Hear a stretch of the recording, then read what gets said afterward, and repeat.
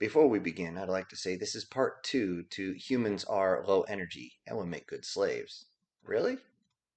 And if you have not listened to that one yet, I do recommend you go into the description and listen to it first. Now, with that out of the way, on with the story. You little bastards became a common phrase among every one of us.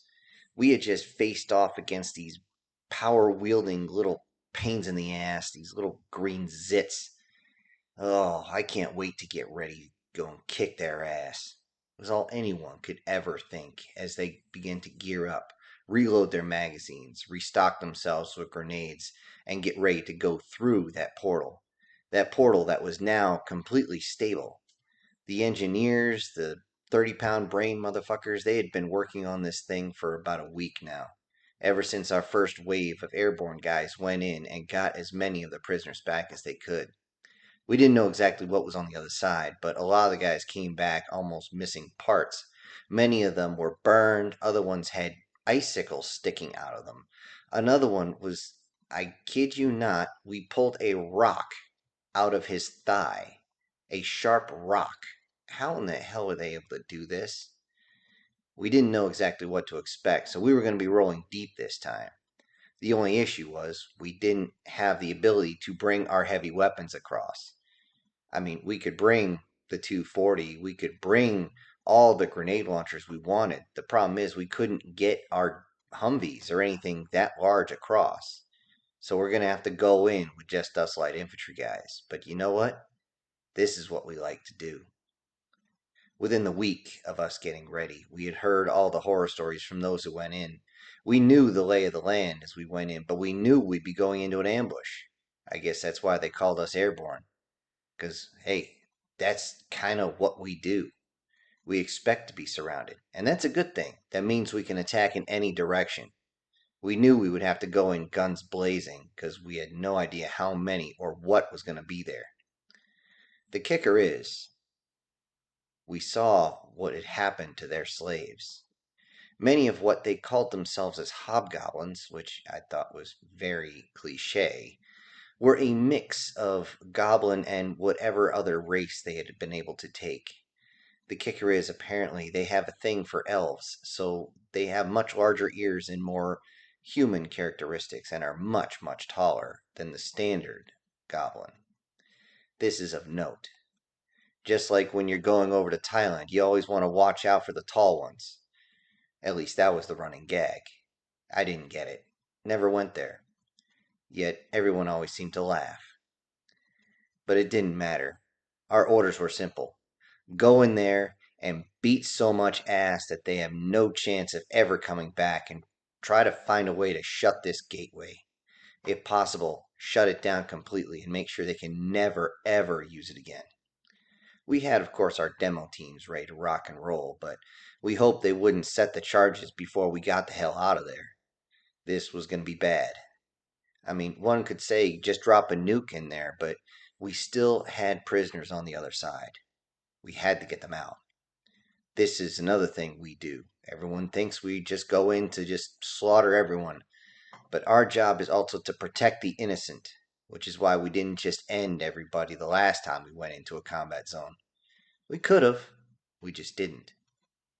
And we're going to teach this lesson, because guess what? These little green bastards fucked around, and they're about to find out. Standing around the portal, we all got ready, knowing that once we go in, the physics get really weird for a second. You don't know which way is up.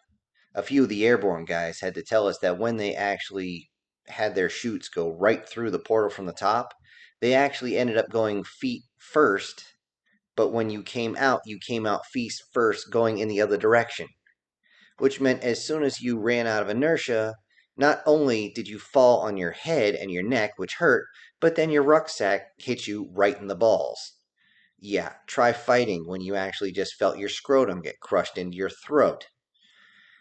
Regardless of that, they were able to get many of the prisoners back out. The thing is, they weren't able to get everyone out alive. And now, they wanted to pick this fight, and it's time to end it. Everyone got ready. We could hear the speakers. Everyone ready. We got in a charging position. We knew we'd have to go in and clear the area. We were going in waves. You have 20 seconds before the next wave goes in. I was on the second wave, and we were fighting to be on the first wave because that's what we do. The adrenaline spiking up. My hands are shaking as my thumb is right on the selector lever. My fingers right next to the trigger guard. Come on, let me go, come on. It's like a horse at the starting gate, and I see the first group go. They go in and they disappear as they hit the edge of the circle. They go in, we can't hear anything, we can't see anything. We know they're on the other side, but what they're dealing with, I have no frickin' idea. We're waiting. Oh, you son of a bitch. 10 seconds. Let's go. Come on. We edge closer. We edge a lot closer. We're right on the edge of it.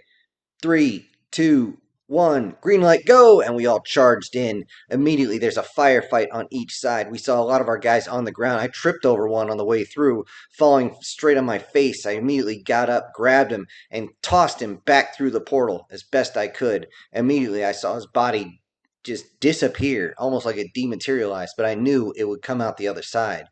Immediately picking up my weapon, I could see that the perimeter was beginning to expand out, and yes, it was exactly like they said. It was some strange mountaintop that we're trying to fight our way out of, but we had all sorts of fireballs coming in. Some sort of giant boulders were being flung at us. Great, they had it sighted for artillery. We gotta get off this fucking mountain. Immediately, we heard everyone say, "Push forward!" And down we go. In different languages, it was being said because the UN troops wanted a piece of this too. I say UN, but they weren't actually UN. It was a whole bunch of different militaries that wanted a strong piece of these little bastards. And as we charged down, I saw a pile of bodies. They had been ready for us. But there was another thing I noticed. Many of these bodies had chains on them. This wasn't cool. I looked over, I checked them real quick to see if any were still alive, and nope, the first wave had been very effective, very efficient, and just ended everyone. Great, jerks. No time to worry about it now. Pushing forward, we continued on down the mountain, trying to find any crack or crevice we could to try and get any type of cover, as more and more of their own version of artillery came in. The bursts of fire, when they hit, would actually explode like any other heavy artillery. Our mortar guys came up and immediately started setting up. They were on the fourth wave, and I could hear them doop, doop, doop, doop, being launched out. I knew they were doing a fire for effect. I ran up as fast as I could, back up the hill, immediately throwing my assault pack down, yanking out the two mortars I had, dropping them right next to him, getting a quick nod, and then taking off back down the hill. I could see a lot of other men doing the same thing, and it was standard practice for us to have at least two mortars on us, because they run out very, very quickly. Continuing down, we saw more of those in chains being pushed ahead as those who could still wield magic, use a bow, even a shield, were behind those that were in chains. Again, we could hear the screaming of the wounded as we continued down the hill. Many did not care what type of green skin it was going to go down. Many of the fights started happening within our own lines. We kept yelling at each other to be careful of their shots. Do not hit the ones in chains. They are the innocent ones. If you can, rush up and just knock them over. And that way it gives us a clear shot, and that's exactly what we did. Suddenly, I heard something I never thought I'd hear. Fix bayonets! With that, everyone suddenly stopped and were not sure they heard what they heard, but immediately reached up, grabbed their bayonet, slapped it on the end of their weapon, and got ready. And before we even realized it, most of us, before we had a chance to even check to make sure the thing clicked on, we saw many pick up and start running straight towards the enemy lines. And with this, we charged up, and those that were in chains simply stood there, waiting for their inevitable end that did not come, as many of us, myself included, crashed into them, knocking them over, shoving my bayonet into the one behind them. I shoved my bayonet right into the eyeball of one of these archers, and he squealed on the end. I simply picked up my weapon as I got up to my feet. The little bastard was still kicking as I'm holding him up, and I looked over to a few others who looked at me as I smiled, and then reached in, squeezed the trigger, and bang! That little fucker wasn't moving anymore. With a simple twist of my arm, I flicked him up over my shoulder and the body landed in a squelch. The rest of the goblins that were there suddenly started to panic and their lines broke. That is when we continued. We didn't have any problems shooting them in the back. Those with chains were immediately freed and brought straight to the portal along with our wounded, which were a lot. The enemy had somehow been able to target our mortar positions, and several of the teams had to be taken out. Not everybody made it, but, that's warfare. We know this going in. Immediately, we got ready to push farther down into their nearest city. Down at the base of this mountain was a fairly built up city. It was surprising. It was somewhere between Middle Ages and, say, 1890s, 1880s, maybe. As the least we could figure. Apparently, their whole society was based on slaves, because what we found down there shocked us to the absolute core. It's not the blood and guts that makes a soldier freak out. No, that is not what pisses us off. That is something we expect, that we want to see. We're a bit self-destructive that way. But as we busted down the door, I could just hear, "Holy Jesus, Titty fucking Christ, what the hell is this shit?" We looked over, and one of them was actually forcing two females, both in chains, and both looked barely able to even comprehend what the hell was going on, holding them up and cowering behind them as he was trying to use what we can only figure his own daughters, maybe his wife, we couldn't tell, as shields. With that, he simply walked up, stepped over, and then crushed the little fucker under his boot. The females screamed, not realizing what was going on. We reached up, grabbed the chains. These were very light. And one of our big guys, big old Rod, grabbed a hold of the chains and snapped them with his bare hands. The goblin females were petrified at this. Absolutely scared. They didn't realize what was going on. They must have thought that the gods of death had descended upon them, getting ready to destroy every single one of them. But that's not what we were there to do. Well, it wasn't all we were there to do. In fact, what happened was around that entire city, this entire situation played out over and over and over again. Those inside the village, we found out, were very little more than second class, third class citizens, or even slaves themselves. We found so many in chains, it was insane. As we looked closer, we realized something was clear. The females were basically being held by a chain around their neck, which led down their back to one of their legs. This restricted them from running, I guess to show that they cannot run away. The males themselves, though it was simply a collar around their neck with a clear loop that they could latch a chain onto, they were mostly used for physical labor.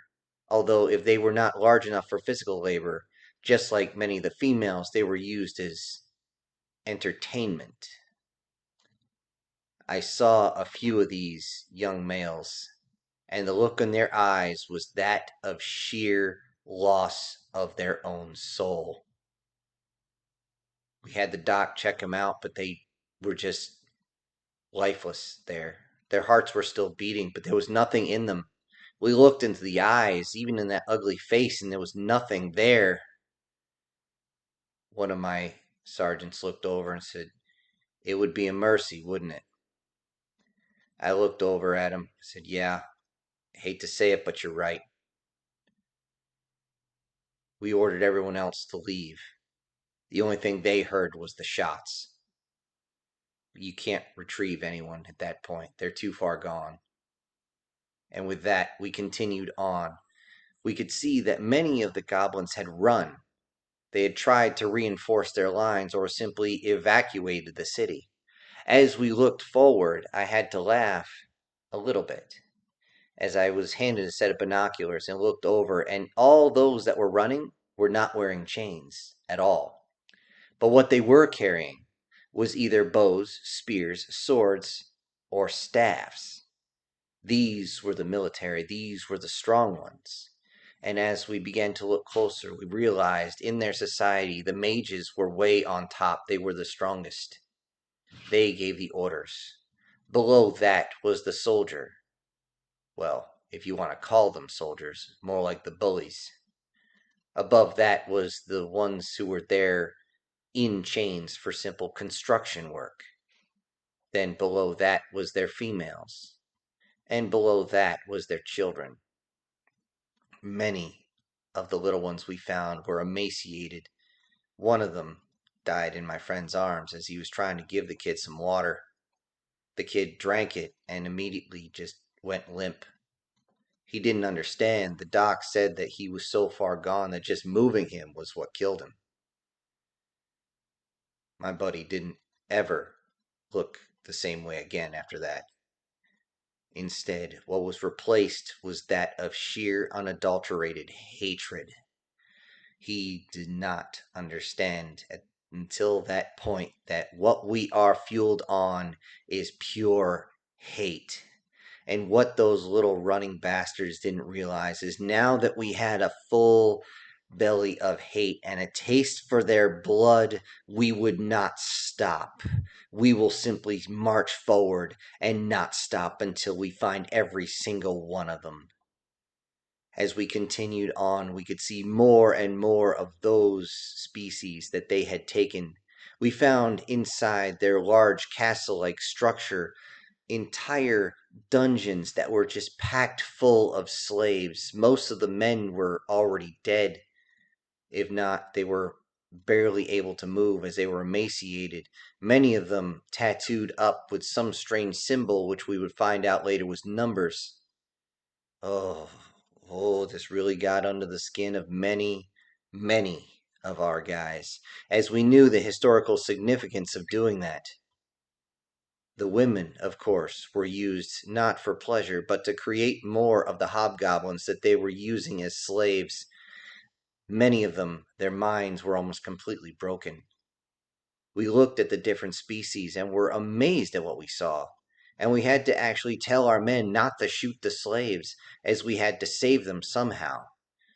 We're not here to kill the slaves. We're here to kill the goblins. And just the goblins. This didn't stop a few of the men from accidentally firing a shot, especially when some half snake looking something came darting out of the darkness. I think she was actually just trying to hug him as a thank you, but instead ended up with a couple rounds of 7.62 through the chest, which is unfortunate. However, we did find several others, in particular the elves. I'd never seen one before. I thought the goblins were weird, but elves were surprising. They were exactly what we would think. Tall, thin, very fair-skinned. However, the only males that we found were very broad, very, very broad for their own species. And it turns out that these were used as breeding studs, but not much else. With that, we were able to usher many of them out. The doc was going absolutely whole ham trying to figure out how to heal anybody, and he was running out of materials quick. We had to call in more, and then at that moment we received the biggest shock of all. As many of us were carrying out the injured and the wounded, there was some sort of energy. We could all feel it. We didn't understand. We could feel something flow through us, but it was draining us. It was like we were trying to run. We were getting that same feeling of being exhausted to the point where many of us had to actually drop down to one knee. We couldn't keep ourselves up. We were so completely exhausted. It was like running a whole fitness test without any type of breaks. And we're just breathing really heavy on the ground, trying desperately not to shit ourselves and puke at the same time while we're desperately trying to reach for air. But then we realized something amazing. The injuries on those we had carried out were gone. Just gone.